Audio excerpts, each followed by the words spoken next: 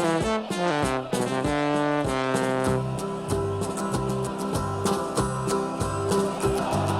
we come, blue and white, and we're looking good. You'll be in for a fight, and we fight pretty good. Getting goals is our job, and we get goals good. Looking good, we are Carlisle United.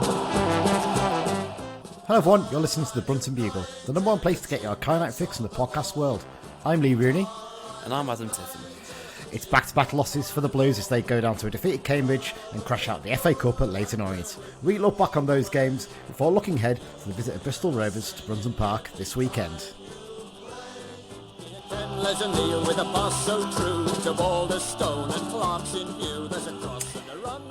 Yes, we're back with the Brunton Bugle. We had a week off last week. It was a bit of a chaotic week at home, and I think neither Mike or Dan were available. I don't think I got a chance to message you, Adam, and to be honest, the time I had available to actually record was pretty limited, so we had to give it a miss. There wasn't much to talk about in the Cambridge game, as everyone will find out in a minute, though, was there? Yeah, it was probably a good week to miss out in terms of busyness for everyone, but yeah, obviously we'll go into the games later, but as everyone who's listening will probably know, they're not ones we want to dwell on too much. No, we got two games to cover, and it'll probably be the equivalent of a one-game coverage, really, because even in terms of chances, I've barely written anything down. You don't get extended highlights in the same way for the FA Cup games on the iFollow, so I haven't had a chance to look for the Orient one. I just know that it wasn't a good game all round, basically. So yeah, we'll just leave it at that, shall we say? Yes, so we'll get into it. First up, I'll do the sponsor stuff, and then I've got a couple of shout-outs to do, actually, and then we've got a question of the week from Mike as well. In terms of sponsors, yes, of course, once again this season, we are sponsored by the Carlisle United Sports Club London branch. Really appreciate their support. I met a few of them before the Cambridge game, actually, in the meet-up pub that they suggested. It was lovely to catch up with them. I also met up with the Piatics there as well. They came along to the pub, which was nice. Have a little catch with them. Yeah, well, we'll talk about them in a minute in the news section, actually, because there's a bit of news that isn't in the running order that literally has broken as we're about to record. The London branch, they do lots of really good stuff for the club in terms of fundraising. They also arrange a lot of stuff for away games for exiles and that kind of thing. You can join them wherever you live in the world. You don't have to live in London or the South East. You can live in Falmouth in Cornwall or somewhere like that. You could live in, I don't know, Cork in Ireland, maybe. I'm trying to pick some place off the top of my head. Oslo in Norway, if you live there. Obviously, there's a Norwegian branch you can join as well. But yes, if you want to find out more about them, go to their website, carlislebrunch.org, or grab one of the guys at one of the away games upcoming. In terms of shout-outs, I want to give a quick couple of shout-outs before we do the question of the week. A couple of these are tweets. If you ever wanted to give a shout on the pod, just drop us an email or tweet us. Our contact details is bruntonbugle@gmail.com. You can also find us on Twitter at Brunton Bugle, or X as it's called these days, at Brunton Bugle. We're also on Facebook and Instagram as well, so if you want to drop us a message about any of these. Shout out to Jackson Brown. Happy birthday to young Jackson Brown. This was a couple of weeks ago, so his birthday, it's a belated happy birthday, I think it's fair to say, but we understand he's a big fan of the pod, so young Jackson Brown, happy birthday to you. And got to give best wishes to young Jack Musgrave, who is battling cancer. You might have seen this on the News and Star website and a few of the little bits that the club have done for him. We genuinely wish him all the best, and to him and his family in his fight. And I'm sure he'll come out strong in that. I saw some lovely stuff that the club had done for him. I think a couple of the players had gone down. I think it was Gabe Breeze and Paul Huntington, I think, give him a few little goodies. And I know he had his shirt signed by Mellish, which he was very chuffed about, because apparently he's told everyone that cancer is going to get mellished, and that is the best way to put it. Yes, so all the best to young Jack. Right, question of the week. Let's see what Mike sent us in. I have not listened to this, so I have no idea what it is. So here's the question he sent us. In 2008, we beat Bristol Rovers 3-2 away on the opening day of the season. Who scored for us in that game? I think I know. At least. This is completely up to you, because I was 6 years old. Oh, God, that makes me feel old now. God, I was not 6 years old then. Danny Carlton got 2. I'm pretty sure they were his first goals he scored for us, because he'd gone the whole season, 2007, 2008, without scoring. And then he scored in that game. I want to say Johan Jensen maybe scored the other. So that's what I'm going to go with, but we'll find out the half-time break. We'll get the answer from Mike then. In the meantime, let's get into the news section. A couple of bits in terms of the youth team to cover here. A couple of contrasting results for them in the under-18s in the FA Youth Cup. Unfortunately, lost 5-1 to Barnsley at home. They had taken the lead 1-0 in this game, but Barnsley just blew blew them away in the second half by the sounds of things, didn't they, Adam? Yeah, well, just the difference in the academies, I think it was probably a surprise to anybody who's following along with it that Carlo did take the lead, and a nice little thing, but then you saw the goals pile on for Barnsley. Just the different sizes of the club, a result like that is probably expected. Maybe not so heavy, but yeah good for them to at least get a lead. It's probably I think we said this before, it's one of the toughest games we could have got in the first round of the FA Youth Cup in terms of the players or the clubs that come in at that stage. You know, they're pretty much one of the highest ranks. They're a Category 2 academy. We're only a Category 3. I mean, hopefully with the money that the Piatics are going to put in, we'll get ourselves up to Category 2 and get some better quality players, because I know Simo has been fairly critical recently, hasn't he, in terms of the academy recruitment, and saying, you know, it's not up to the standard he wants at the moment. So I think with youth recruitment, it's not like the first team recruitment where money comes into it so much. I think it's you can partly put it down just to the area that we're in. Like, we're just never going to have the just as big of a group to pull from, and also all the decent players end up going over to Newcastle or somewhere like that. So I think we're in a bit of a compromised position to start with. Yeah, and that's where a good training ground will make a difference, because you want those young players to see those facilities and go, well, actually, I don't need to go to Newcastle. There, I can get my good coaching and my good facilities here in Cumbria. So, fingers crossed that'll be coming soon. Bit better news for them in the the Cumberland, the Fred Conway Cumberland Cup, I should say. 4-1 victory at Espatria. Played at Espatria Rugby Club's ground. About 600 fans there for that game. Good attendance, that to be fair. Yeah, good result. They did go 1-0 down, but they came back very strong in this one. Nice little touch in there. Tony Hopper's son, Dan Hopper, got 2 of the goals. Which is a lovely thing to see. So they're through to the next round of the Cup. I think Simo had said, hadn't he, that because normally we play sort of a few first-team players in these games. I think because we're so short at the moment with the first-team squad and it was played on a rugby pitch, he wasn't really keen to take that risk, was he? Yeah, well, I know what that pitch is like. And the fact that a team like Carlisle United are playing, cup games on there was a surprise when I saw that was where it was going to be played at. But good for the lads to get a run out against some people who are going to be more physically capable than the teams they'll usually be playing against. So that'll help them, even though they probably aren't up to the standards in terms of technical ability. But good for them overall to get a 4-1 win. Yes, definitely. New appointment into the coaching team as well. It's come last week. They've replaced Jamie Rope, who left fairly recently, as strength and conditioning coach. It's Adam. I get this right. Adam Kwiecien. Do we think? You want to have a go at this one? That's as good as a guess as I'd have. It's a Polish name. It's a Polish surname. Yeah, so it looks like it. It's. I think it's Kwiecien. I looked this up online and I might have got this wrong. So apologies if I got this wrong, Adam. But yes, he's joined the club. I think he's had a few roles at different football clubs and other things down south, hasn't he? So good luck to him in his new role. Jordan Gibson, he was nominated for the EFL League 2 Player of the Month for October. He's missed out to Charlton's Alfie May. Not a surprise, this one, Adam, I think it's fair to say, with Alfie May's record in the month. No, Alfie May's been brilliant. He's absolutely really brilliant. And we play Charlton relatively soon, do we not, if I remember correctly? Well, that's the one they're hoping for a bigger crowd for, which we'll come on to in a minute. Of course, yeah. Yeah, so it's, he got 7 goals in 6 games in the month in the league, so I can't really argue with that. Gibbo got 5, I think, in 6 or 7, I think it was. So, just the way it goes sometimes. Yes, so the other bit of news that's broken, it's not even in the running order because it actually broke as I was sending it over to you, is confirmation from the club. I think this has come in the minutes from the supporters group that the debt to PurePay has been sorted. It's been paid, or it's been resolved, hasn't it, by the looks of things? Yeah. It's the line from John Coleman in the News and Star is dealt with. So that's pretty much settled, yeah.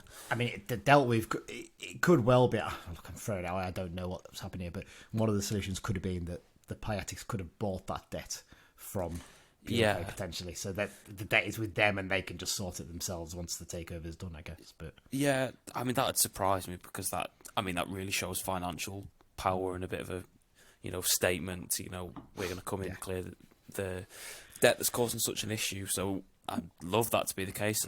It would surprise me though, but I mean, the hints they've been dropping sort of suggested at this anyway.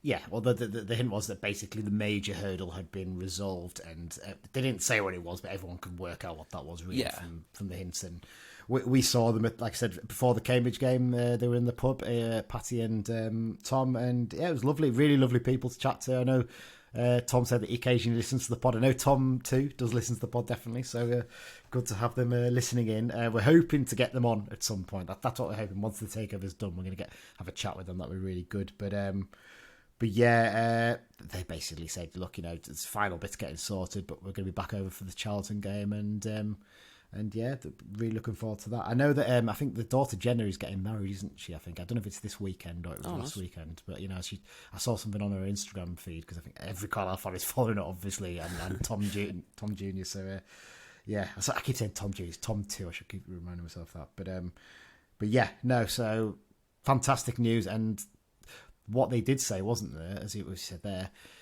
the Charlton game's the one not to miss because they're going to be back over for that one. Yes. So I suspect that the takeover is either going to be announced before then, or maybe even on that match day potentially. I don't know. It'd be an interesting one, won't it? Yeah, I mean, we know what the Americans can be like with their sort of grandioso when it comes to sporting events. So maybe they'll take to the pitch with a bald eagle and an apple pie, and that's very stereotypical. But I mean, yeah, it'd be very interesting if they actually came out in the middle of the game not in the middle, half time and announced it, just sort of to see how that would work. But I feel like it's maybe going to be before the game, just for logistics' sake. Yeah, and if anything, to get to bump the crowd as much as you can as well, because I suspect that is going to be maybe not a sellout, but I'd imagine there's a good chance it'll be a 5-figure crowd for that one, because Charlton will bring a fair few up, you'd think, as well. So yeah, definitely.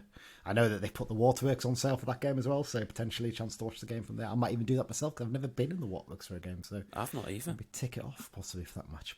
Yeah. We start doing Jacksonville Jaguars updates once the thing gets confirmed. The next stage, isn't it? Maybe get one of their players over. I don't follow NFL enough. I do enjoy it, watching it occasionally, but it's not one of those things I watch it religiously enough to know.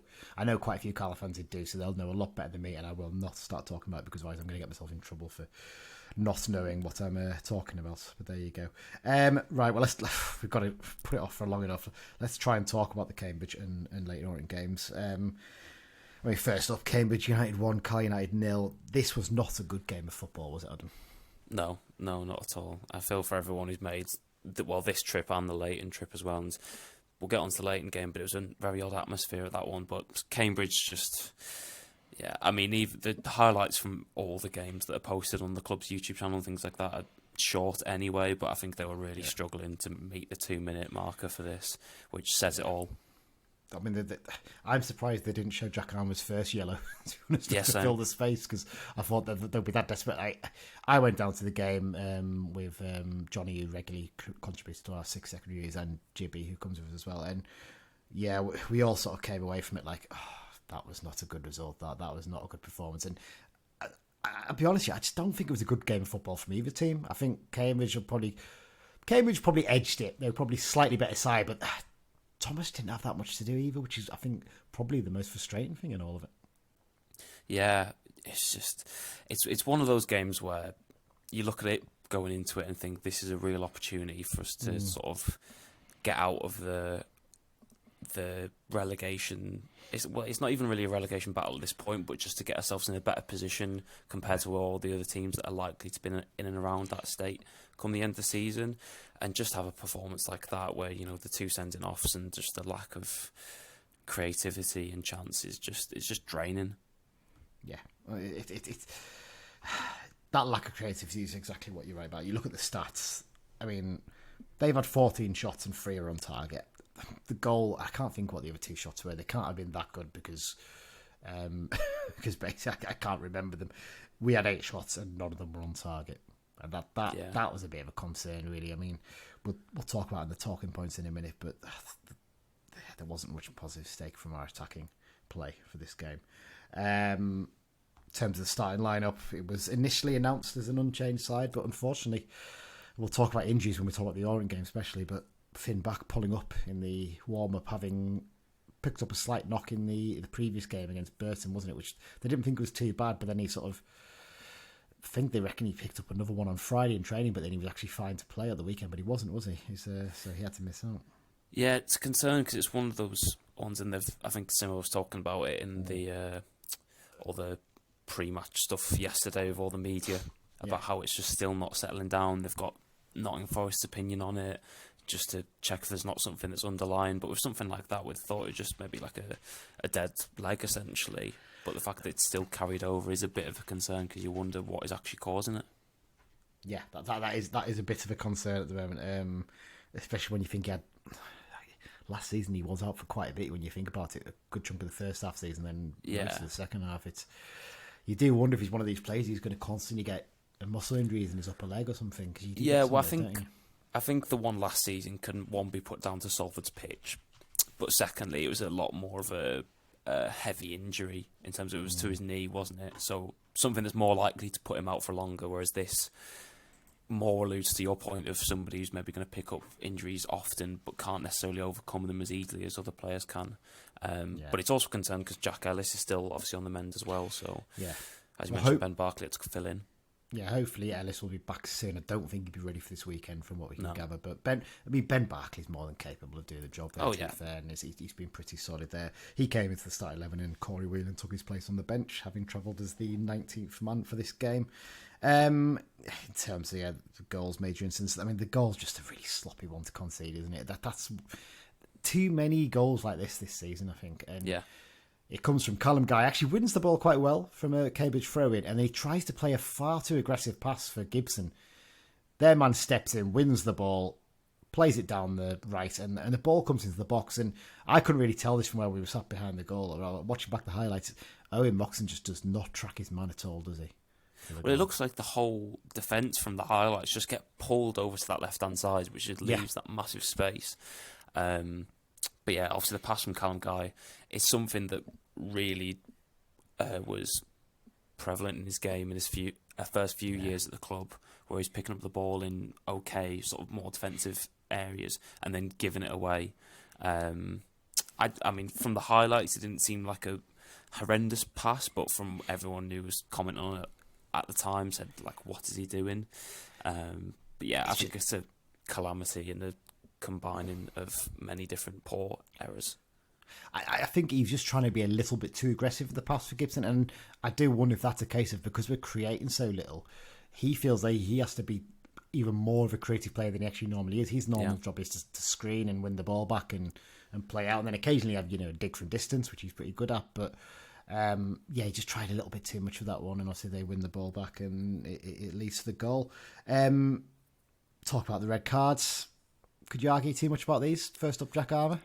No. I mean, I haven't seen the first booking because it wasn't. I didn't either, because I was still finishing off my pint behind the thing, and I came back around and was like, oh, they've got a free kick. I didn't realise he'd been booked already, so for me it was a bit of a shock when he got his second booking. Yeah, but the second one, it's one. I think it's not one that he needs to take. He needs to be aware that he's on a yellow card, and he also needs to be aware that Mellish is. Yeah. It's not like he's thrown goal. Like, there is defenders behind him, so he doesn't need to take that. I think it's a stupid challenge. To get 2 bookings in that manner isn't great. And yeah, there's no argument from me. Yeah, it's frustrating as well, because he's we're big fans of Jack. He's usually so solid and reliable, and it's one of those ones, whenever a player gets a booking like that, it just feels so frustrating. You just wonder, what are you doing? And I suppose it's just instinct sometimes, isn't it, to try and pull the player back, I guess. Yeah, well, it's something that I remember Simo alluding to last year with Mellish, where I think he was on 4 yellow cards. It might have been the game against Tranmere where he picked up a 5th one, and he was like, I don't mind players, who are necessarily taking one for the team and it's preventing a goal or whatever to take a yellow card, and then that leads to them getting suspended. But when it's ones like that where it's not necessary, that's when it really annoys people. Yeah, absolutely.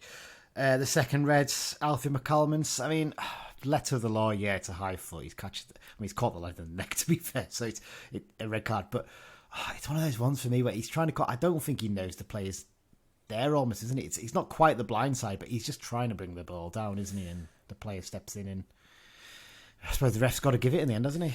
Yeah, it's not one that's necessarily because of intent. Yeah. He's not intending to try and kick the lad in the chest or whatever. But when your foot's that high and you actually connect with players, because we've seen it before where things like that are around that height, but the boot to the connection with the other player isn't actually made. With that, he fully connected with him. So I think the referee really had little choice in that scenario. Yeah, it's one of those ones. I think back to the Tranmere game that we drew 2-2 a couple of years ago, where Tranmere player got sent off for similar on Rod McDonald. I think that was slightly different in that Rod was the one in control of the ball really at that point, whereas Alfie was the one sort of in control of the ball, trying to bring it down, and the player steps in. But I'm not going to argue that it's a red card. It's just frustrating that it's a free game ban as well, because it's classed as violent conduct, so he will miss this weekend's game and the Barnsley game as well next week. So bit frustrating that, because we are short on numbers, especially with what happened in the Orient game, which we'll talk about in a minute. Other than that, very little to report. I mean, the only chance I could see in the highlights was Dan Butterworth's chance, which was a good bit of play by Armour down the left and a ball in, and he just sort of clips the ball rather than sort of gets a decent strike in it, doesn't it? And it goes wide of the post, and that's really it for United, isn't it? Yeah, that was it. I mean, the fact that we had no shots on target speaks volumes, and the fact that that was the best chance, and in fact the only chance that was shown in the sort of brief highlights is, it's not a good thing when you're really struggling for chances like that against a team who you'd hope is, in and around where you should be in terms of level. I mean, they were on dreadful run of form, weren't they? And, as usual, Carl United lets them get back into good form for this one, don't they? Maybe it's one we'll talk about in the Orient thing, actually, because because we can wrap up some of these points there. But just look a bit toothless in attack, really, don't they, in this game? That's the frustrating thing. And Joe Garner's doing an okay job there as target man, but you do wonder if there's maybe needs to be a rethink at some point as to what we actually do up there, possibly. Yeah, I just come back to the point of who else. What other option is there? And I know a lot of people, I did find it quite funny, the people who were making the jokes about 80th minute with 1 or 2-0 down, and the automatic thing of Plange and Edmondson coming on. Yeah. It always happens. I don't think either of them have shown more than Garner, which is sad to say. We're just going to have to hold out until JJ Coyote gets back, in my opinion. We won't talk much more about the Cambridge game because, like I said, it wasn't a good game of football. Just a quick roundup of the League One results from that weekend. Barnsley 2, Fleetwood 2, pretty straightforward that one.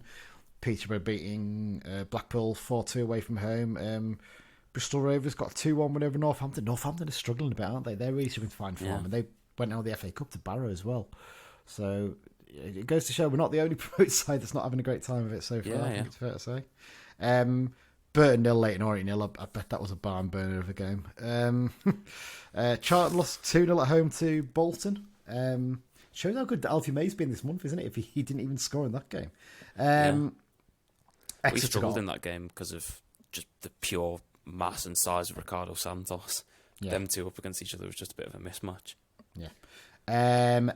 Exeter 1, Lincoln City 1. Oxford got a 2-2 draw at home against Wickham.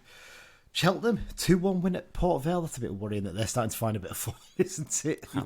You'd have thought maybe they were cut adrift, but Darrell Clark already working some magic's probably the wrong word, but turning things around a little bit there. Portsmouth got a 3-2 win at Reading. Reading really are struggling, aren't they? They're a team. You look at that game this month. That's a big one, isn't it? The away game down there. Well, Portsmouth pulled it out the fire because they were 2-0 down.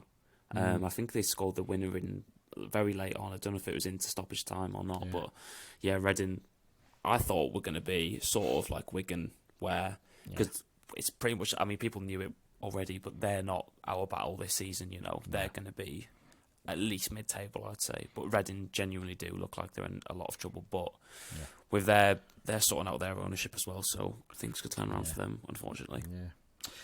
Stevenage, great result for them. 3-1 home win against Derby County. They've arrested a little bit of a slump in form. And Wigan getting themselves back into a bit of form as well. 2-0 win over Shrewsbury, who really are struggling as well this season. They're a team we could potentially look to drag into it, hopefully, in the near future. Onto the FA Cup then. Out in the first round for the first time in, I think, 9 seasons. Leighton Orient 3, Carl United 1. I mean, when this draw was made, this was one of those ones you look for. You don't want a team in your own division, and you don't want them away from home in the first round of the Cup, do you? And you don't want the one that's beat you the day before. Exactly. As soon as the draw was made, I was kind of like, we're probably going out there, aren't we? I didn't feel overly confident because the form's not particularly great, and then to draw them as well, but they just seem to have some sort of like a hex over us, don't they? Really, I think it's fair to say.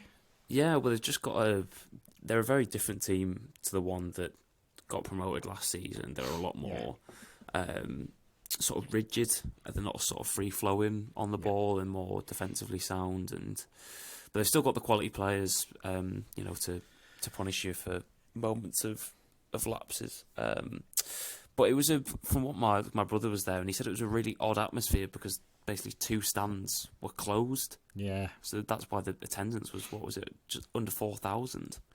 Yeah, this is the thing. Whenever you draw a team in your own division in the cup, you're always likely to have a shit crowd, aren't you? Really, you're always likely that people are going to go, well, we play them in the league anyway. It's nothing exciting about that.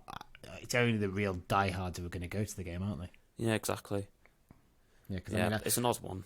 I had a look at potentially going down on the train, and I was just looking for 60, 70 quid return to go and watch us in the cup and probably get knocked out. And I just left it in the end. I went to watch Prescott Cables against Widnes instead. That's what I spent my Saturday afternoon doing. So that was great fun. Yeah. Enforced changes in this one for United. Obviously, Armin missed out due to suspension, so Jack Robinson came in for a start. Dylan McGeoch back on the bench to replace McCallum there, but United could only name 6 subs for this one, which quite telling. And Simo was very clear he doesn't want to stick youth team players on there for the sake of it. Was he? They've got to earn their place there, and as a result, we went there a little bit short-handed. I think they had the full 9, possibly Orient. I'm not 100% certain on that, but yeah, the only other change obviously was Gabe Breeze coming off the bench as Reading didn't want Jokel Anderson to be cup-tied, even though he's on a season-long loan. So that maybe gives you an indication of what might be happening in January with him, possibly, doesn't it? Yeah.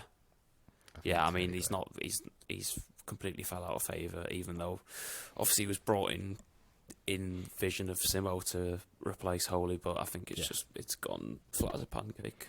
Yeah, it's really not worked out, that move, I think it's fair to say. Let's talk about the goals in major instance. I haven't actually just realised I didn't finish writing down the notes for the other goals, but they're fairly straightforward. Penalty to open the scoring after 11 minutes for them. Looked a fair decision. Maybe there's an argument that Lavelle's being pulled down and he ends up kicking the lad in the head as a result, but it's one of those ones. I don't think the ref's likely to give it for the slight pull, is he? I think it's a bit harsh, and as soon as it happened, my brother messaged me to say that's never a penalty. He was in the ground, obviously. I don't know what view he had of it, but it's one of those. I don't know if he actually connected with him. I couldn't really tell from the highlights, but I think it's one where if it gets given, you can't really go, well, that's not a penalty at all. But I think you probably shouldn't be giving them. Yeah, it's one of those ones. Once you put your foot up there, even if you don't make a full connection, the ref is likely to give it, isn't he? If the player goes down holding his head. So, yes, Pickup stepped up and very comfortable penalty, wasn't it? Very confident with his little sort of Bruno Fernandes style skip. Yeah, I think he sort of steps on the same foot. Unless I watched it wrong, it looked to me like he went, rather than doing a little jump, doing like going from the one foot to the same foot. But yeah, I think you can tell from the tone of this podcast how the last 2 weeks have gone. It's not that great, is it, to talk about those 2 games? It's tough. No. We can talk about a goal though. We did score 1 goal in these 2 games, and it was actually quite a nice little goal, I thought. So into the second half, Simmer had made the changes, and I think Corey Whelan came on, and he switched to a back 3, and I think Barkley went to the left side of the back 3, and Mellish pushed into midfield. And it was actually Barkley who set the goal up with a nice sort of in-swinging cross from the left. Joe Garner makes a connection with it, heads it back across the keeper and into the back of the net. And at that point, United were on top, weren't they, by the sounds of it? I was sort of listening into it, and it sounded like we were the better side at that point. Yeah, it was a beautiful cross from Barkley. Almost sort of Moxon-esque in the second leg of the playoff semi-final. Yeah. He's whipped it in, a lot higher, and obviously found Garner, good header across the keeper. But yeah, those first sort of 5 minutes, or at least that first stint of the second half, rather. Yeah.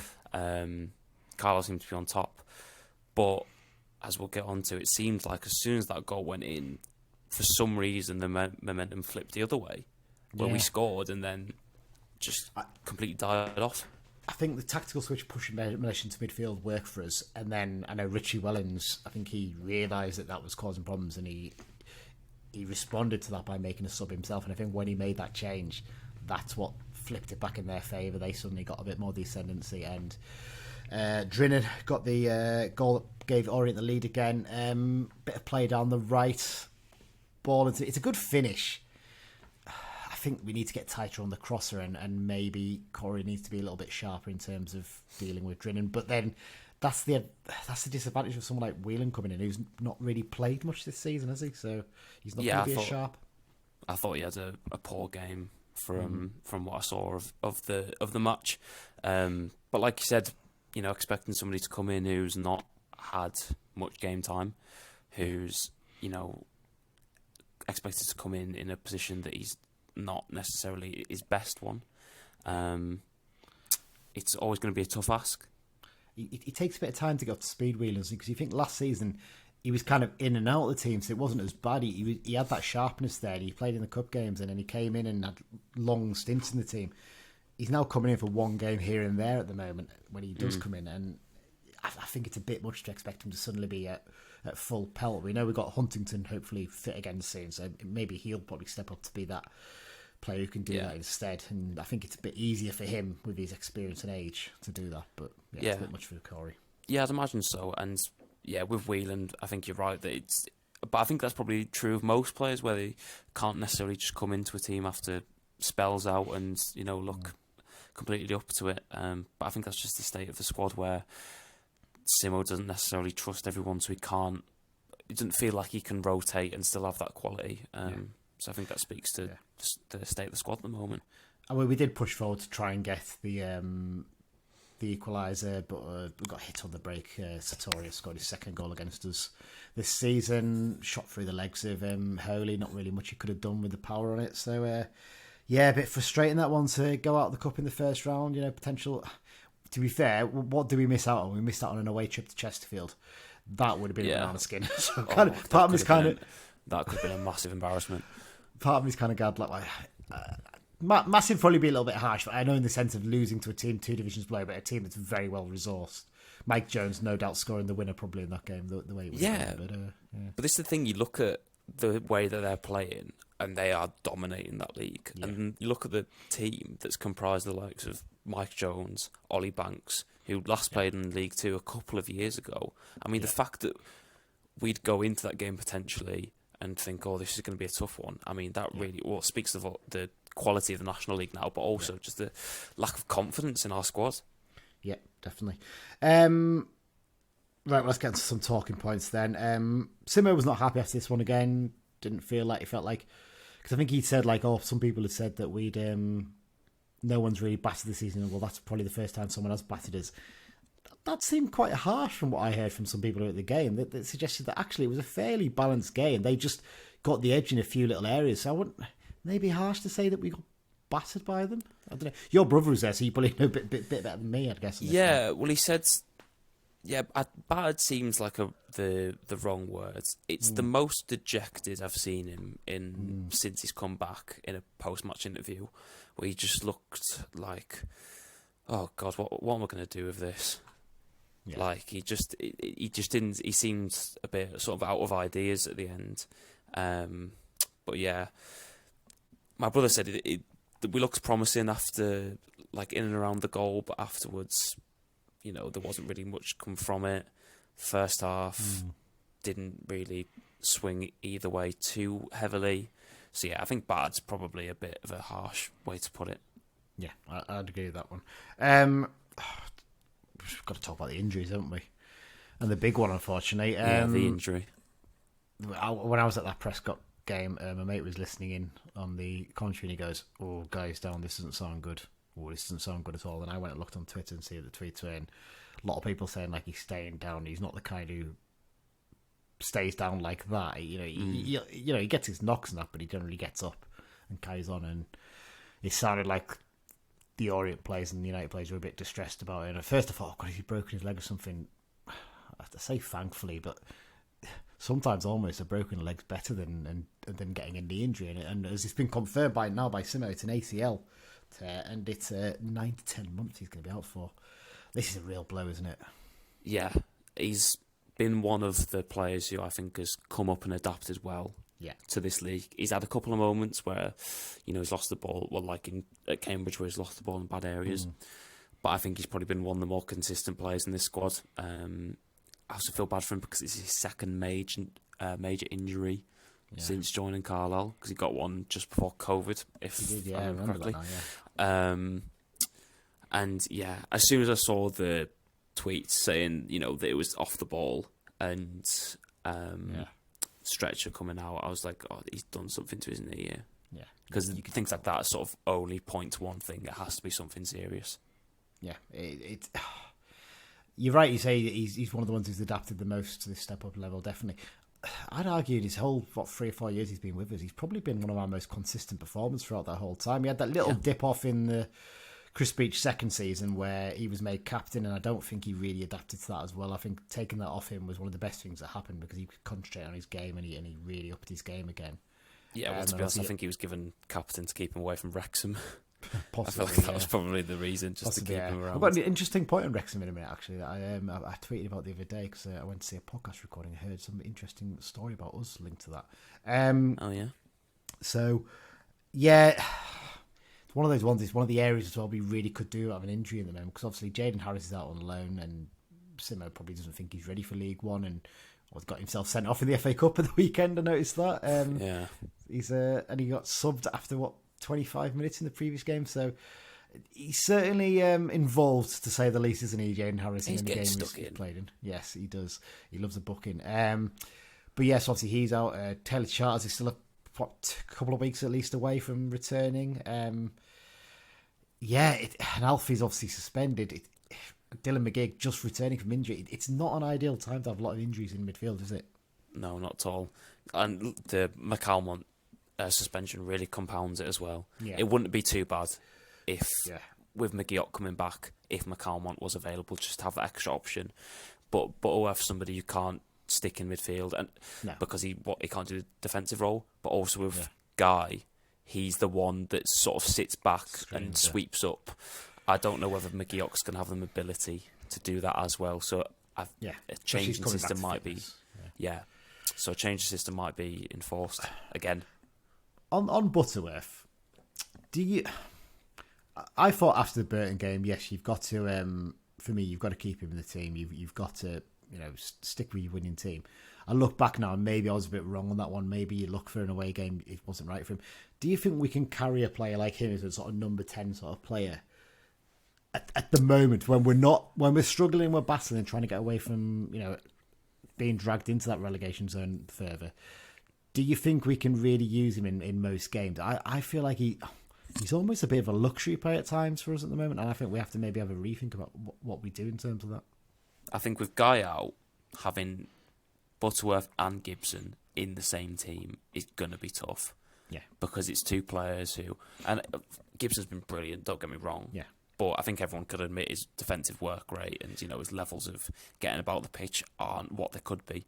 I think they're much better than Butterworth, though, to be fair. I think they're better than they used definitely. To be. Definitely. I just think with them both in the same squad, it really hampers you defensively. Yeah.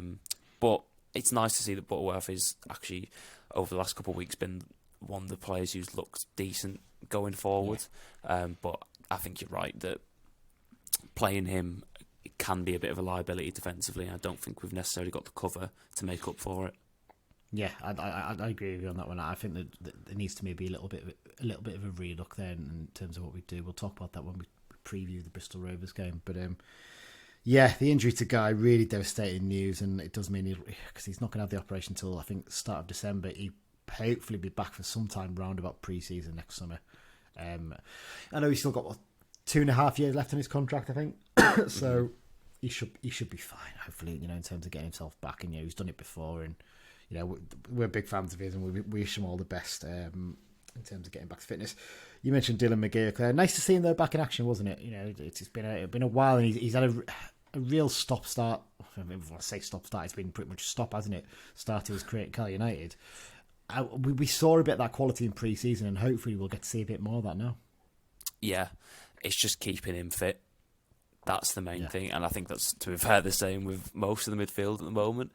But he's obviously got quality. I mean, he won Forest Green's Player of the Year last year. He's played for Celtic. that goal that he scored in the Champions League's been going all over Twitter because it was, I don't know how many years ago it was since it happened, but he's obviously got ability. It's just consistency, both with performance and minutes, because I think when he played, I think it was against Accrington or one of the cup games, he wasn't very good, so I think it's just embedding him into the squad properly, because he's really not played much. No, he hasn't, you're right. And like I said, it's pretty much been stop rather than stop-start so far, unfortunately. A lot of people obviously talking about the idea of bringing free agents in. I see one of the ones you had suggested in your article, Adam, has joined someone else. I think it was Tom Pett signed for someone the other day, and I think one of the other has gone somewhere, possibly. Well, Dominic Gape went to... I can't remember. I think he went to a League Two. He went to Sutton, actually. Sutton, that's the one, yes, you're right. I think it was maybe a couple of days or the day after we put out the podcast. But I think with the problem with, from what I'm hearing, of getting free agents is getting them to Carlisle. I think for people who are in that position now where they don't have a club, they're not going to, unless they're really desperate, they're not going to go somewhere where they're not going to be happy. And I think that is one thing we have to consider as fans. Footballers are like, it's like asking, with your job, if you got asked to move to, a different part of the country you'd never been before, and you knew you were only going to be there for maybe a year, would you take that risk? Yeah, you probably Sometimes wouldn't. You've got so, to, don't you? But yeah, Tom Pett has signed for Cheltenham. I'll just double check that again. So yeah, he signed for them recently. I heard a rumour. I'm not going to name the player because of we might go who told me. I don't know, but I heard a rumour that we inquired about a free agent who's played at Championship level for a lot of his career. I think I know who you mean. And he wanted twice the money that we could offer. So I think that probably tells you, where we are in terms of that kind of thing. So it's frustrating in terms of being able to get players in. I do wonder, because I've been thinking about this more and more. I thought, we do need to get players in. Because Kevin Stewart was a player who was linked with us as well, wasn't he? I think he allegedly was training with us, was the rumour. But I don't know how true that was. But he's not played for a year, so you expect him to come in and just hit the ground running. He's not going to, is he, really? In terms of free agents, I've almost reached the point now where I think we'd be better off just leaving it for now. Wait until... trying to keep ourselves as much in touch as we can. Wait till January and get some actual genuine quality in from other clubs, and we've got hopefully a little bit of money to spend and bring in some decent players. Because you look at what Gillingham did last season, they did similar, didn't they? They kept themselves in touch near the bottom of League Two, and then were able to actually bring in some genuine quality from other League Two clubs and got themselves away from the bottom as a result, didn't they? So. And also the thing of bringing in free agents now is like with Stewart, who hasn't played. I mean, he's not played football for longer than most have, but they've not been playing, league football since potentially May. Getting up to that level with fitness and, getting integrated into the group, I think it'd probably take a month for them to properly get up to speed. So, by the time, say if they sign today, we're into, close to mid-December. You've only got to wait another 2 weeks then before you can potentially start bringing in players, whether it be loans or... Coyote's back around about then as well, so there's a player back in the squad. Exactly. So I think unless there's someone who is available who you just think, right, he's going to be good enough. Like we know he's going to be good enough. Just once he gets up to speed, there's no point taking a risk with a free agent right now, because we are getting closer and closer to that January window. Yeah, exactly. So it's getting to the point now where I'm like, I still stand by what I said. No one's battering us. We're fairly solid defensively. We can try and cut some of those mistakes. Even if we grind out 2 or 3 0-0s in that time, I'll be happy with that.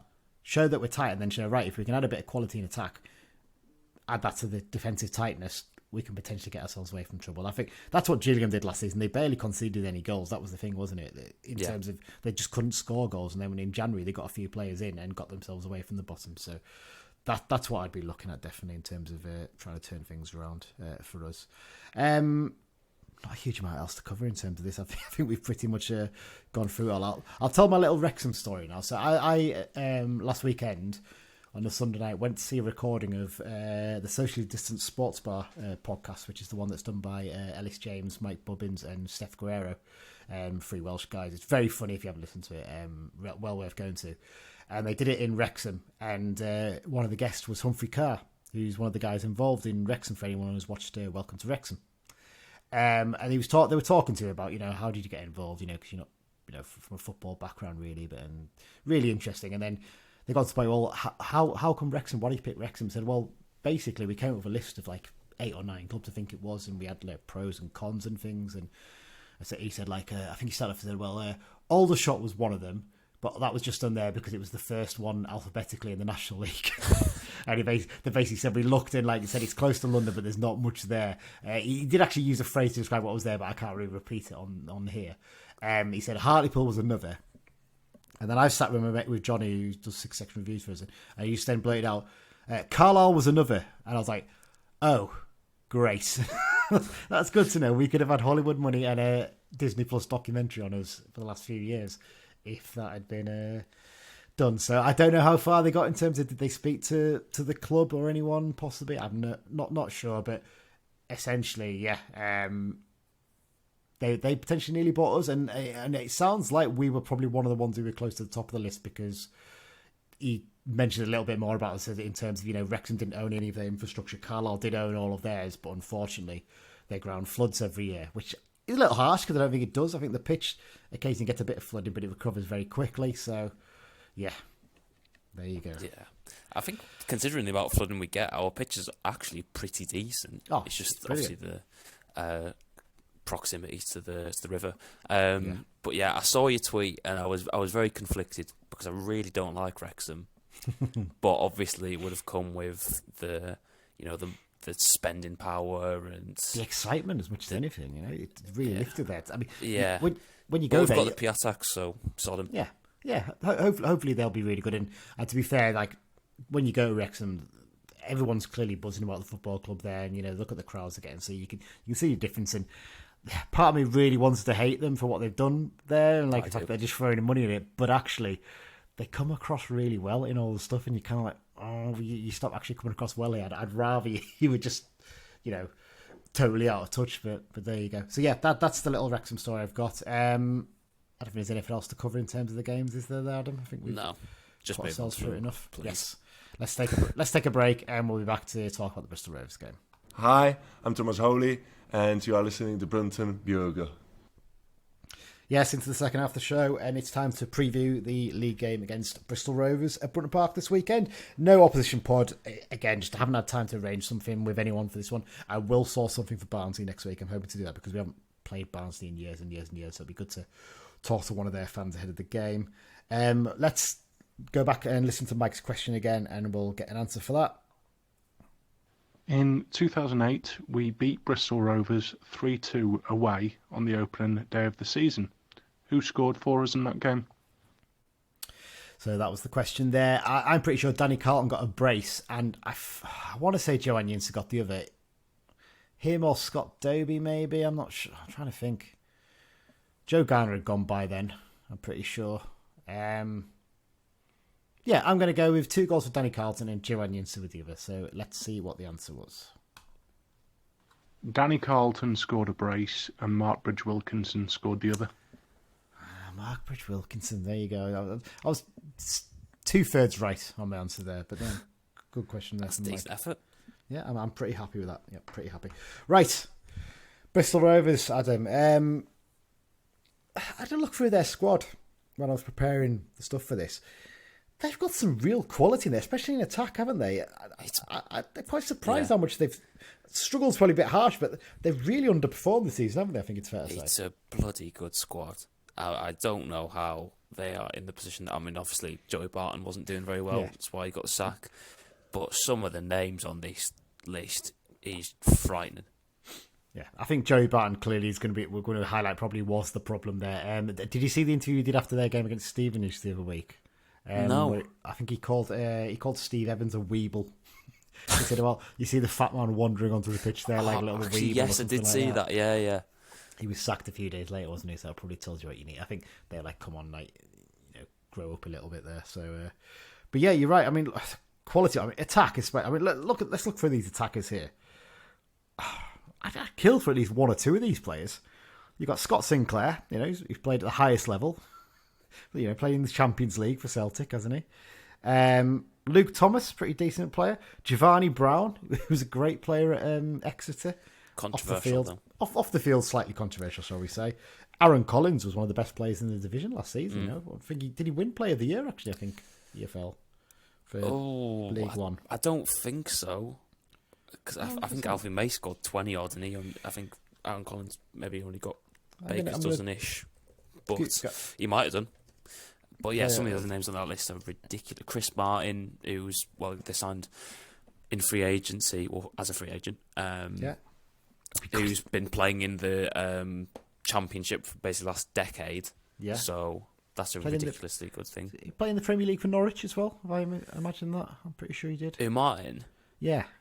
Oh, I don't know. I thought he'd spent just a straight decade at Championship level, but you might be right. You might be right. Aaron Collins did win League One Player of the Season last year. I just checked it there. So I think he had a ridiculous season where he scored. I'm just looking here. I can't see his stats. To be fair, I think he might have got as many assists as he did goals. Yeah, he had a ridiculous season, I think, for Bristol Rovers out of nowhere. And they didn't, they were nowhere near promotion or anything, but he just really stood out. Chris Martin. I'm going to look him up while we're talking as well. Yeah, I'm fairly sure. I type Chris Martin, and what comes up, of course, it's the Coldplay singer, isn't it?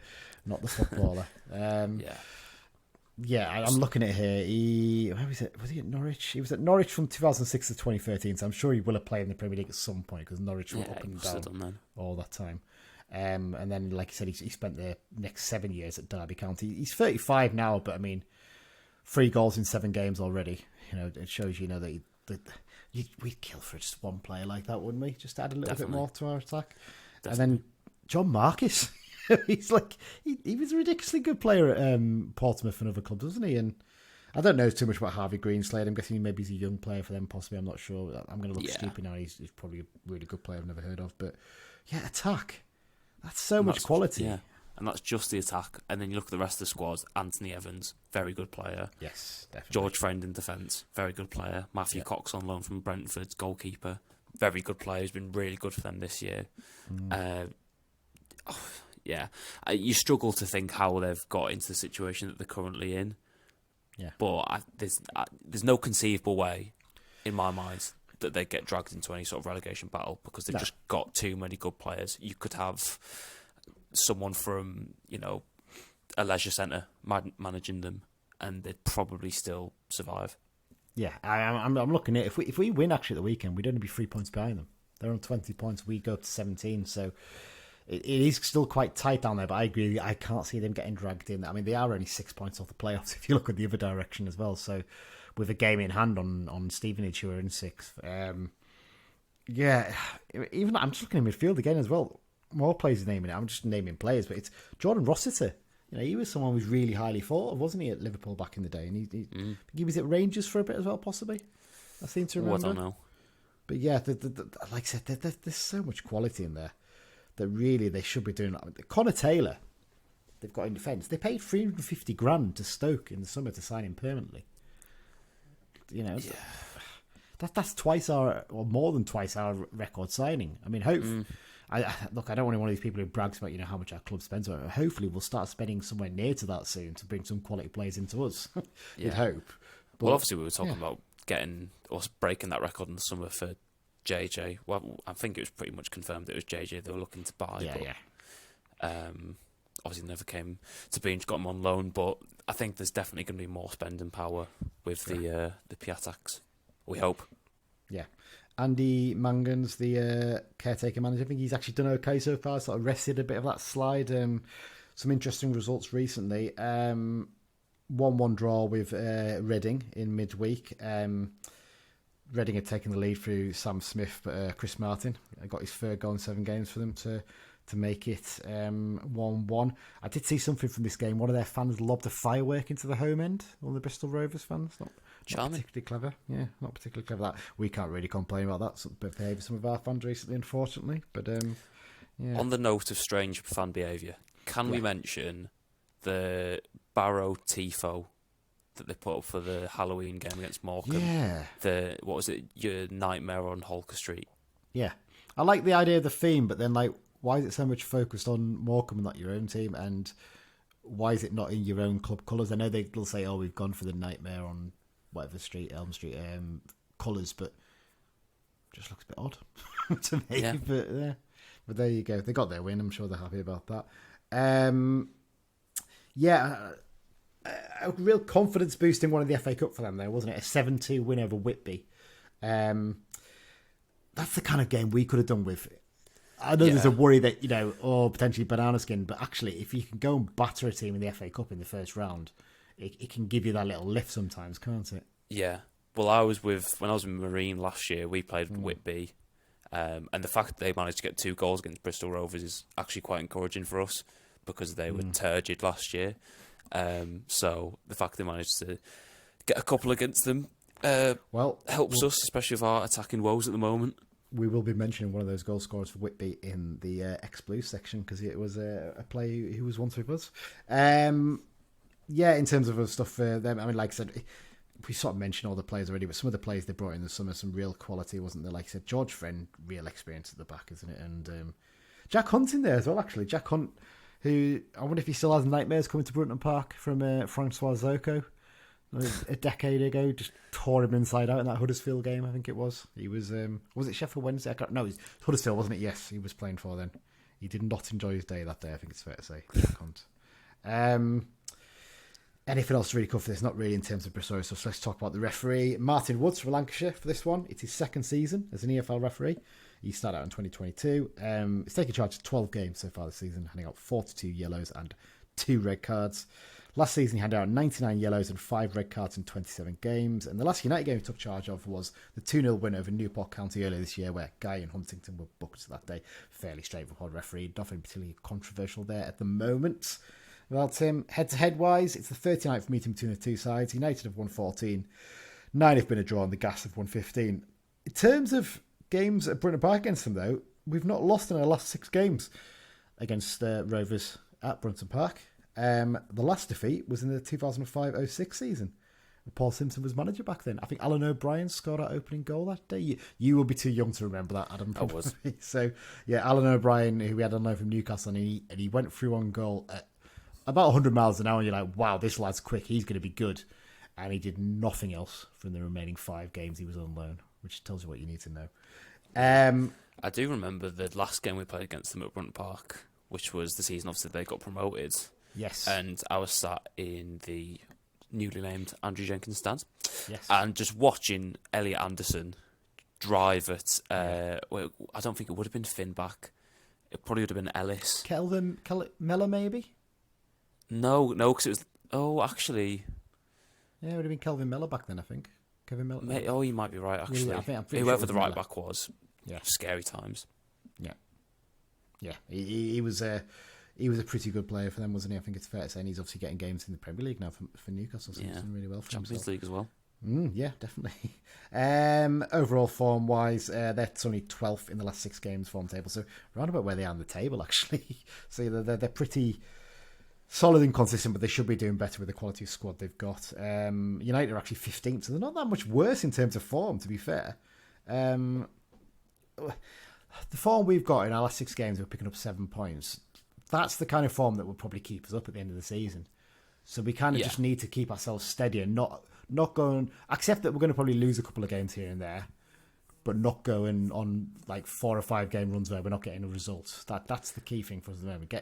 Be steady, because, any expectation that we're going to go on 3 or 4 game winning runs is just not realistic, is it? At the moment. Yeah, I think also the problem is, well, not the problem, but the just sort of confusing part of it is the fact that we're getting results against good teams, and then teams in and around us we've just been absolutely hopeless.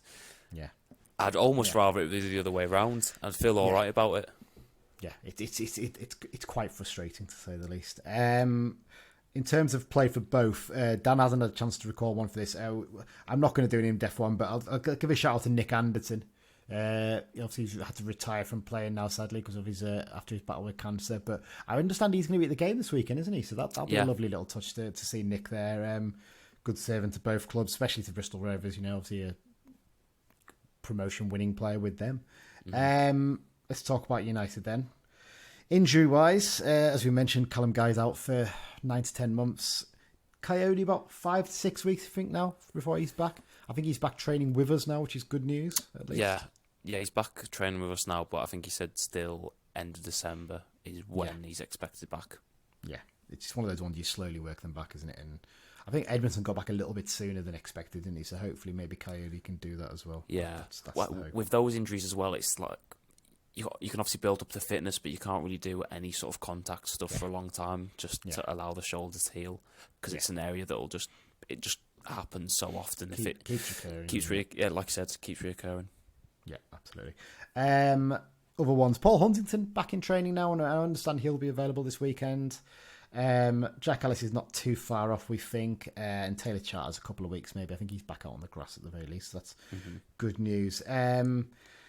Yes, so what do we do with this one then, Adam? Because my feeling is, this might be controversial with a few people, because I think a lot of people say, oh, Mellish and Lavelle have done well at the back together.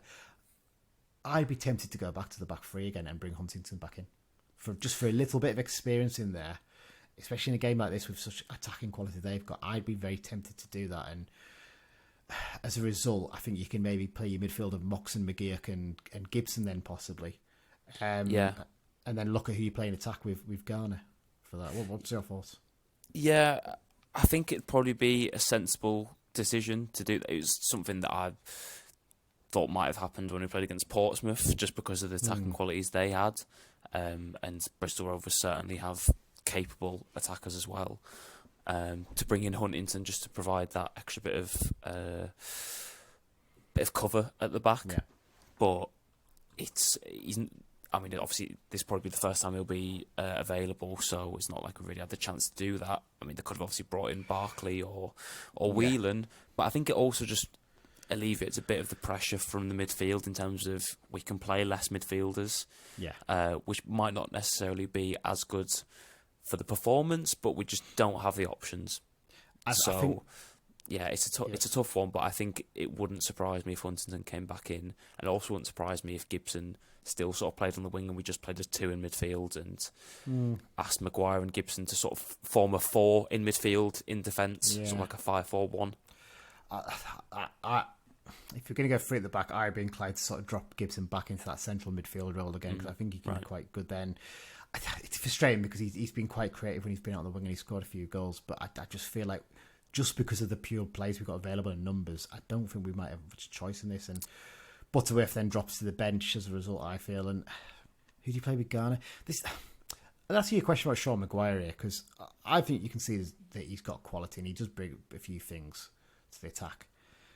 But what is it, 1 goal now in 14, 15 games? I don't expect him to be like a 1-2 striker, but I kind of feel like we're not really getting enough out of him at the moment. I don't know what you think. Yeah, well, I was meaning to put something out on Twitter not long after the Leyton Orient game, just looking at the quality in our squad and sort of in an ideal, not completely ideal, somewhat realistic, but ideal scenario, who are you keeping from this squad? And I was umming and ahhing about Maguire because he's got quality, and I think through those first few weeks when we looked hopeless up front, he was a bit of a spark in terms of you can see what he was trying to do, but the other players couldn't see it, and they wasn't really linking up. But now it seems to have slowed down a bit for him. He just doesn't look as neat on the ball. Maybe the runs he's making aren't as noticeable. Yeah. So yeah, with him, a game out of the starting 11 wouldn't surprise me, and I don't think it necessarily do him, much hurt. But it's the question again of who do you bring in? Do you trust Plange? Do you give him that game and then bring Maguire on? It's a tough one, even for us, let alone for Simo. Yeah, Simo clearly is on a bit of a downer with him at the moment, but I'd put Edmondson in. I'm not convinced by Plange at all. I'd be having him going back in January, no doubt. I wouldn't even second guess that. For me, Edmondson, he's frustrating, and it's frustrating that he hasn't lived up to the promise he showed at times last season. But I kind of feel like play him up front there with Garner. Let Garner be the one who stays in the middle and takes the battering and beats the target man, and allow Edmondson that freedom to drift wide a bit, because he is good in the ball. He's a good dribbler. He can drag players out into wide areas. I would do that personally, and play Edmondson and Garner, and because he also has that height as well, which offers us something extra on set pieces too. that's what I'd potentially look into. I don't think Simo will, because I don't think Simo's particularly convinced by Edmo at the moment, but just to change things up a little bit, as much as anything, just to try something different, because I feel like it's okay saying, oh, the players out the squad aren't doing enough at the moment, but the ones in there aren't really doing enough. That's the problem as well. So yeah. I definitely see what you mean, because Edmonton does like to drift out wide, which is annoying because of his physical attributes. And you look at the goals he was scoring in pre-season, most of them were between the posts. Yeah. But he just doesn't seem to. That's not his He's preferred way of playing. He likes to play like a modern forward. Yeah, I don't think it'll happen personally. No, I don't think he's got the trust in him, but I can certainly see why that would potentially help, especially with Garner through the middle. But I think the counter argument to it would be, obviously you don't have the height with Maguire, but he's a better technical footballer, and if you want a striker who can drift out wide, he's probably the better option. Yeah. I kind of feel with Edmonton as well. I think once if he can get it, if he can somehow just get a goal, I don't care how, I think that would give him a real confidence boost, and you'd see a different player. I think the fact that he hasn't got that goal at this level yet, he's probably playing on him a little bit, and that might be why he's struggling too. So yeah. I'll see. Jack Arnold will be coming back, and we think as well for Jack Robinson, we should say, and that wouldn't surprise us at all. Let's talk predictions then. What are you going for this one? I mean, as everyone who's listening will be able to tell by the tone of this podcast, as we mentioned earlier, we're not in a good state at the moment. I feel like the club is at a position where we've just got to ride it out until the new year, and then once the new year hits, there's a bit more energy. There's something to look forward to. Whereas now, it's just about getting through games. I'm going to go with a draw. Okay. I think it'll be 1-1. I think they've had a lot of draws over recent weeks. I don't see us having much attacking edge. I think we should probably go back to that 5 at the back just to try and grind out results for now. 1-1 is what I'll go with. Who are you going to go for goal scorer? I'll go with Garner again, because in those sorts of games, he's the one who's likely to nick something. Yeah. I'm going to go... I was inclined to go 1-1 as well, but I know you know what, I'm going to try and be a little bit more confident, and I'm going to go for a 2-1 win. I don't care how we do it, how we scab it. I'll just be happy with it. And goals, I'm going to go for a goal for Owen Moxon. He's due one, and Sam Lavelle just we need a defender to score a goal. That's something actually that is really frustrating this season. Not a single defender has scored a goal, and is that as much set pieces aren't as good quality? I don't know, but it just feels like we need one from a defender. So Sam Lavelle to score the winning goal. Right, let's have predictions from Dan and Mike. Here's Dan's prediction. Time for the tide to turn, and a solid 2-1 home win for the Blues. I'll go for goal scorers. Jordan Gibson to notch again, to give a finger to not being selected as player of the month. And we'll go Sean Maguire's due one. 2-1 Blues. The quietest recording ever. I'm gonna have to increase the volume on that when I actually do the edit for this, because for those who, you'll hear it quite clear hopefully once I've done that, but for us we could barely hear what he's saying there. But it was a 2-1 win, Gibson and Maguire to score the goals. Let's hear Mike's prediction. I'm going to go for a 1-0 win with a goal from Joe Garner. Oh, pretty straightforward, 1-0 win. So he thinks we'll keep a clean sheet and Garner will score. You think we won't keep a clean sheet, but Garner will score. So similar-ish predictions in that sense. Right, let's wrap things up now then with a X-Files roundup. It's 2 weeks away, so there's quite a bit to fit in. Quite a few interesting ones in there as well, I think it's fair to say. Back to the weekend of the Cambridge game. James Taverny was a busy... In fact, he's a busy boy throughout this update. I think he's got one in every single one of them. He managed to miss and score a penalty in the same game as Rangers beat Hearts 2-1 in the league on that weekend. Andy Cook scored a goal for Bradford, but they lost 2-1 at Sutton United. They finally appointed a Hughes' successor there, haven't they? Graham Alexander. He managed to get jobs, doesn't he? Yeah, on Bradford. I think you might have seen it with obviously the news that Callum Guy got injured. Some Bradford fan commented underneath it. I can't remember exactly what they said, but basically being happy that it's just I know, football rivalries and things like that, but that's just ridiculous. He wasn't even. I know he's an ex-Bradford player, but I think he was quite well liked by the Bradford fans. It's a very weird one, that one. So it's kind of.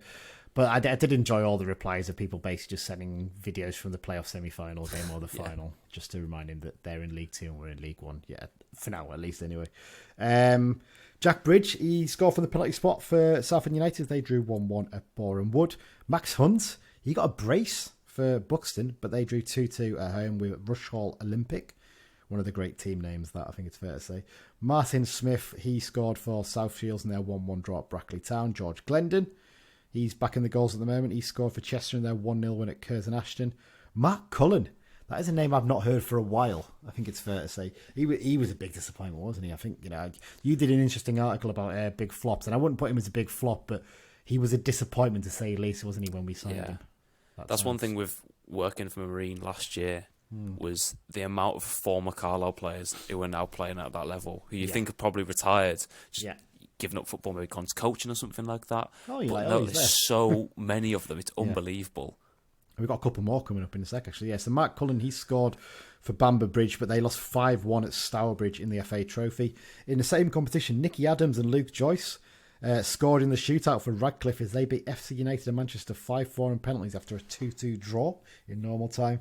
And a name that, because when Dan put this in, he doesn't put down what clubs they are, so I have to go and check sometimes. I think he presumes that I know them all. I didn't realise he'd left Kelty Hearth, Callum Higginbotham. He scored for Tranent Juniors in their 7-0 win over East Kilbride in the Scottish FA Cup second round. Great time of the year, this, when all the Scottish Cup games start appearing with these wonderfully named teams that they've got north of the border. Tranent Juniors, I should say, are not like a kids team or anything. Over in Scotland, they have junior football, basically, which is not... It's like a level of non-league football, but it's not connected to the Scottish football pyramid, is it? But you get some very good teams at that level, to be fair, some good players. So, yeah, great stuff.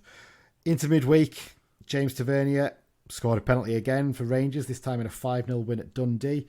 Lucas Jensen scored an own goal for Lincoln, putting the ball in his own net in their 2-0 defeat to Oxford United. Did you see this goal, Adam? Oh no, I don't think so. It was a cross from the right, and it was a fairly straightforward one. And he basically just completely arses it up and ends up almost throwing it into his own net, trying to catch the ball. Not a good own goal, to say the least. Jack Marriott, he got a brace for Fleetwood Town in their dramatic 3-3 draw with Blackpool. I think his second goal was in the 91st minute. I think it was a screamer from about 20 yards. Really good goal for them. You'd imagine there's a good chance he's going to leave them in January, though, isn't there? You'd think there's probably going to be clubs sniffing around for him. On to last weekend, the FA Cup weekend. Oliver Norwood. Surprisingly, don't mention him as often as you'd think, do we? Excuse me. He scored a dramatic late penalty for Sheffield United in their 2-1 victory over Wolves. Anyone who watched Match of the Day, this was a very soft penalty to get given, wasn't it? I think it's unbelievably soft. I feel so bad for Wolves. They've had 4 or 5 rent decisions go against them this year. I think Fabio Silva actually pulling out. He pulls out the tackle in time, and just ends up. The lad throws himself down and gets the penalty. It's really frustrating for them, but there you go. James Tavernier once again involved. Penalty and a goal for Rangers. His third and fourth goals in the last 3 games. One was obviously a penalty, as mentioned, and one was a stunning free kick into the top corner. If you haven't seen this, brilliant goal. And they came in Rangers' 3-1 win over Hearts in the Scottish League Cup semi-final. Tom White scored a goal for Barrow in their 3-1 win at Northampton Town in the FA Cup. Rod McDonald scored for Harrogate Town in their 5-1 win at Marine, who you used to work for, Adam, in the FA Cup. Good win for Harrogate. That I'm so frustrated they got Marine in the Cup. I was really, really hoping it would be Carlisle, but I don't know. Just our luck. But there you go. Connor Simpson. He was the one who scored the goal for Whitby in their 7-2 defeat at Bristol Rovers in the FA Cup. Gavin Riley scored for Queen of the South in their 1-1 draw against Falkirk. And then finally, Cameron Salkeld scored a goal for Darlington in their 2-1 win at Farsley Celtic. On to other news. Nigel Pearson. He's been sacked after a couple of years as manager at Bristol City. I don't think they're particularly struggling, are they? I think it's just... No. The expectations are quite high there for them to try and get up eventually. Yeah, it's quite harsh. And obviously they've gone on to appoint Liam Manning who was the Oxford United manager. Who a lot of people will probably be thinking that Oxford fans will feel quite aggrieved because I think he'd been sacked by MK Dons and then he's been given a chance at Oxford and been given a big budget and obviously got on playing decent football and left at the first opportunity. Yeah. But he had a buyout clause in his contract, so it's not like he would have had much or too much of a say in it anyway. But I think it's harsh on Nigel Pearson. I don't think they were doing too badly, especially when they lost Alex Scott in the summer and spent none of the money. No, I mean that's going to affect any team, isn't it? And I think there's been a lot of talk about George Tanner potentially leaving them as well, which again is another one that could make us a bit of money at some point in the near future, possibly. Because there is Jared Branthwaite is going to make us an absolute boatload. He's been phenomenal for Everton in recent weeks and getting a lot of praise at match today, which is really good to see as well. I'm sure you probably had this when you were younger, but he only played 1 year of not club football, but before he went to Carlisle United, when I played for Stanix, he played for Abbey Town.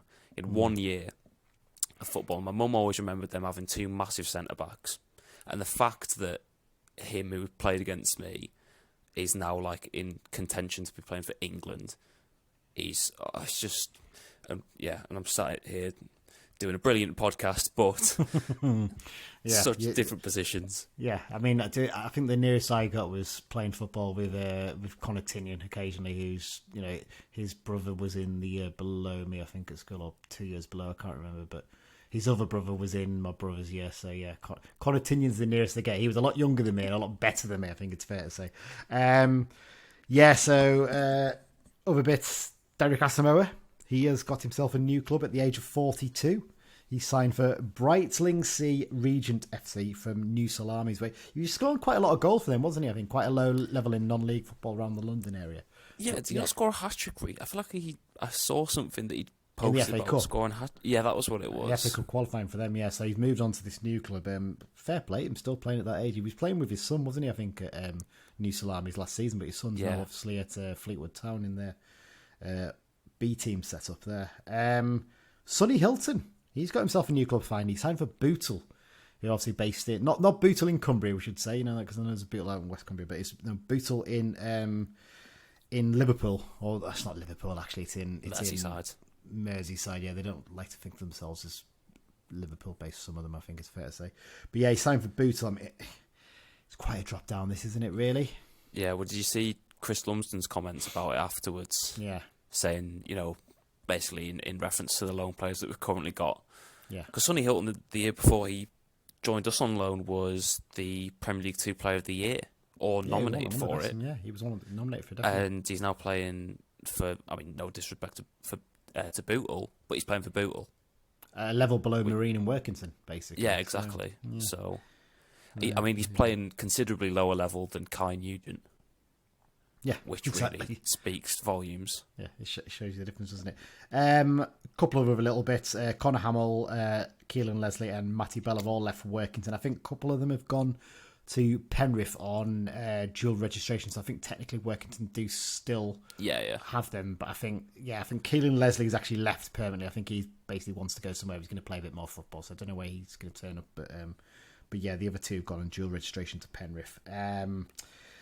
And the only other bit is something that broke while we were recording here is that Jared Branthwaite and James Trafford have both been called up to the England under-21 squad again. So yeah, good stuff for them both. And that's it, Adam. I think we've covered everything we can. We dragged out as much as we could out of that dreadful couple of games to cover. But hopefully this weekend, back home at Brunton Park, playing with a bit of confidence, we can get a result. That's what we're hoping for, aren't we? Yeah, of course. And I think also with next month, the amount of closer away games we've got. Yeah. I think I'll probably be going to, 4 or something like that. It's for Fleetwood, Blackpool, Wigan. Yeah, so I think that'll help as well. So annoying that the 3 of the best away trips of the season are going to be in December as well. You'd want to leave for 1 or 2 of them in August or April or May or March or something like that. But there you go. That's the football fixtures computer for you. Adam, thank you very much for joining me. Really appreciate it. Yeah, thanks for having us back again. No problem at all. We'll be back next week to do a preview of the Barnsley game. That's another potential good one. Over 1,000 tickets sold for that, so hopefully we'll have a really good following there. But until then, there's only one more thing to say, and that's thanks for listening and up the Blues. Up the Blues.